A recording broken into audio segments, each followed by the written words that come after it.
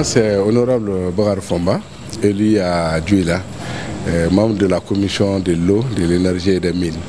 L'actualité aujourd'hui à l'Assemblée nationale a été principalement le renouvellement du bureau de l'Assemblée nationale et du bureau des commissions générales.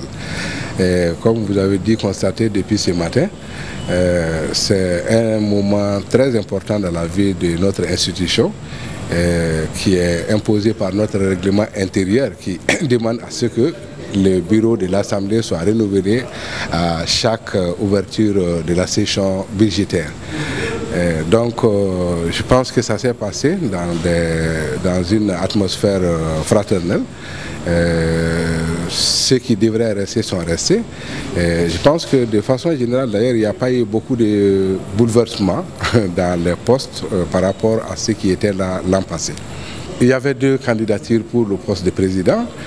Moi, je suis le président sortant. Ça fait cette année, c'est ma 4e année. J'entame ma 5e année à la tête de la commission.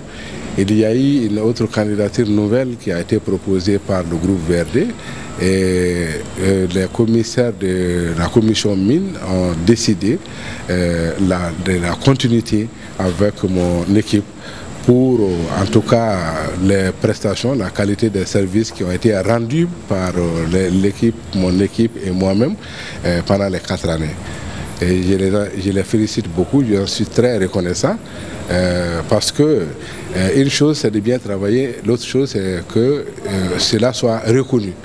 C'est un réconfort moral pour moi aujourd'hui et toute l'équipe qui m'entoure dans ce bureau. En fait, je ne sais pas de quel député s'agit-il, parce que comme vous savez, Honorable Alkeri Touré, je n'ai pas vu de quoi il se plaignait. Je n'en ai vraiment pas discuté avec lui. Mais à ce que je sache, il n'a pas changé de poste. Il est membre donc de la Haute Cour de justice et puis il est le rapporteur de la commission de loi. À ce que je sache, il n'a pas changé de poste. La priorité pour nous, c'est d'abord d'accentuer, de doubler d'efforts dans l'examen des projets de loi qui seront soumis à notre commission, déposés sur la table de l'Assemblée nationale. Comme d'habitude, nous avions toujours travaillé avec la plus grande urgence, je dirais comme ça, la plus grande diligence au niveau de la commission.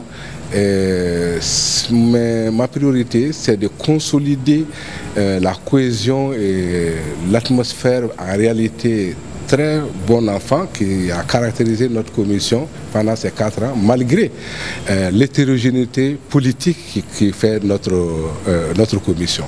Je vous informe que notre commission comporte les députés de tous les groupes parlementaires, opposition, majorité, etc. Moi-même, je suis de l'opposition, de l'IRD. Quelque chose que je salue bien et qui, une fois de plus, nous donne beaucoup d'espoir. Quand on sait un peu l'état, je ne suis pas spécialiste du domaine, mais ce que nous avions appris, en tout cas du niveau de délabrement et de déliquescence, en tout cas de notre armée sur le plan équipement, aujourd'hui acquérir quelle que soit la nature de l'arme et de l'équipement, je pense que c'est quelque chose de salutaire pour notre pays. Parce qu'un pays ne vaut que par d'abord son armée. Quand nous parlons d'indépendance, de souveraineté, il va falloir que nous donnons nous-mêmes les moyens de pouvoir défendre l'intégrité de notre territoire et ensuite les autres viendront nous appuyer. Donc je salue beaucoup l'effort fourni par le gouvernement pour les chefs de l'État pour l'acquisition de ces vecteurs aériens. Parce que moi je n'aime pas parler même de la nature, vous voyez un peu des armes que nous obtenons, compte tenu un peu du fait que nous sommes infiltrés d'un peu partout. Ce serait peut-être mieux la prochaine fois d'ailleurs qu'on ne montre rien à la télé, qu'on les surprenne en fait, l'ennemi. L'appel que j'ai à lancer par rapport aux acteurs du secteur minier, c'est d'abord un appel pressant à les inviter à faire l'exploitation minière de façon durable. Ça veut dire quoi? En respectant tout ce qui est équilibre écologique pour permettre, après la mine, parce que vous savez bien que les mines, c'est des ressources épuisables, et donc après les exploitations, que notre territoire, les sites miniers puissent être réappropriés et réutilisés à d'autres fins. L'autre chose, le message que je lance à mes militants, c'est davantage serrer la ceinture pour le pays.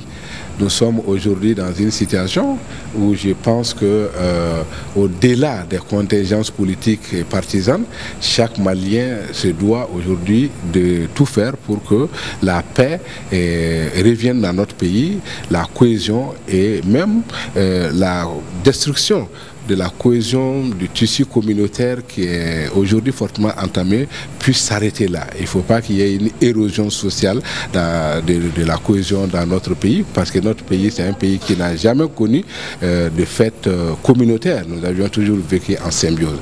Donc, moi, je lance un appel, pas seulement à mes militants, mais à tous les Maliens tout court, que chacun puisse en réalité se souvenir que nous avions trouvé un grand pays qui a été forgé par des gens qui ont sacrifié leur vie pour qu'aujourd'hui soit le Mali. Et il va falloir que nous aussi nous serrions la ceinture pour que nous puissions laisser quelque chose à nos enfants et à nos petits-enfants.